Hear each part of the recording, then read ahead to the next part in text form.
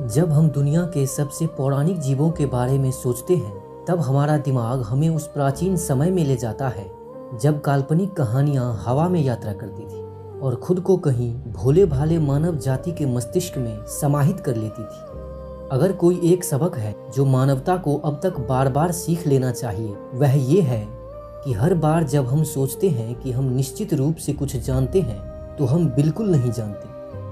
जब आधुनिक विज्ञान ने उपलब्ध साक्ष्यों को देखा और एक सिद्धांत को खारिज कर दिया, तब उन सभी संदेह को प्रश्न में शामिल करने के लिए नए निष्कर्ष सामने आए हैं। हालांकि उस सोच को पौराणिक और अलौकिक तक ले जाना कठिन है, लेकिन दुनिया के कुछ सबसे काल्पनिक प्राणियों की पुष्टि और दस्तावेजों की मात्रा पिछले एक दशक से बढ़ रही है। आज की इस वीडियो में हम इन्हीं घटनाओं से पर्दा हटाने वाले हैं, तो बने रहें अंत तक हमारे साथ।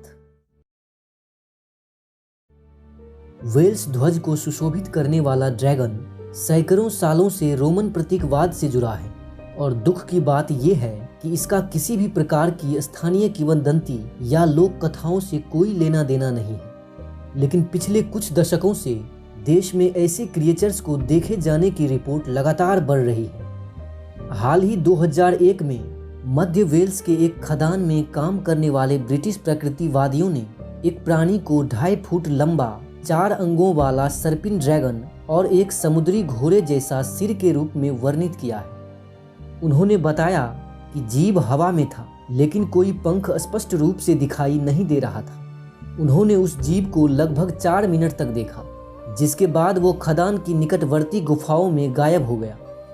इस घटना को कई रिपोर्टों में शामिल किया गया, लेकिन बड़े पैमाने पर काल्पनिक लगने के कारण इसे खारिज कर दिया गया। इसके बाद भी वैसे ही क्रिएचर को देखे जाने की घटनाएं कई बार सामने आई।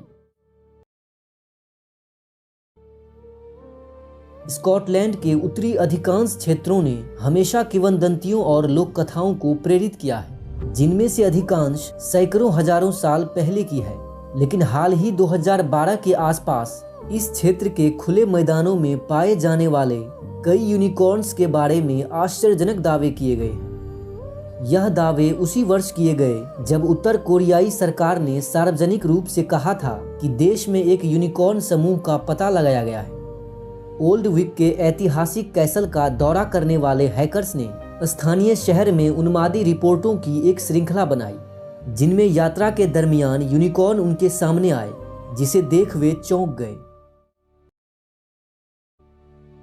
यूके हाईवे एजेंसी को कई वर्षों से रिपोर्टों की एक श्रृंखला मिल रही है कि एक वेयरवुल्फ कारों को चकमा देकर मेन रोड को पार करने की कोशिश करता है, जो जंगल के बीच में स्थित है।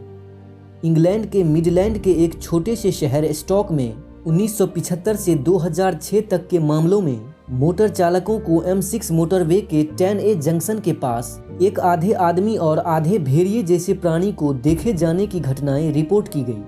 हाल ही में स्टॉक सेंटिनल में मार्टिन नामक एक व्यक्ति ने एक लंबे काले 2 पैरों वाले भेड़िए जैसे प्राणी का एक विशद वर्णन दिया, जो सड़क के उस पार दुबका हुआ था, जिसके बाद वो लंबी छलांग लेते हुए सड़क पार कर जंगल में गायब हो गया। लोगों द्वारा सड़क के किनारे कहानियों को सत्यापित करने और प्राणी पर प्रकाश डालने के लिए इस जगह पर और अधिक कैमरा उपकरण लगाने की मांग की गई है।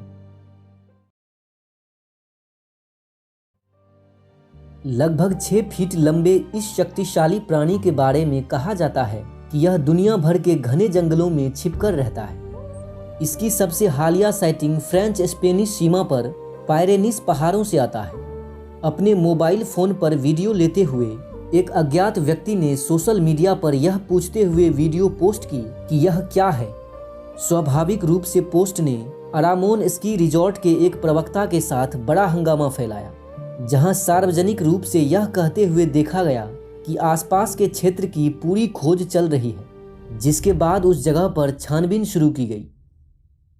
उम्मीद है आपको ये वीडियो पसंद आई होगी। अगर पसंद आई तो इन्हें लाइक कर हमारे चैनल को भी सब्सक्राइब जरूर कर लें। धन्यवाद।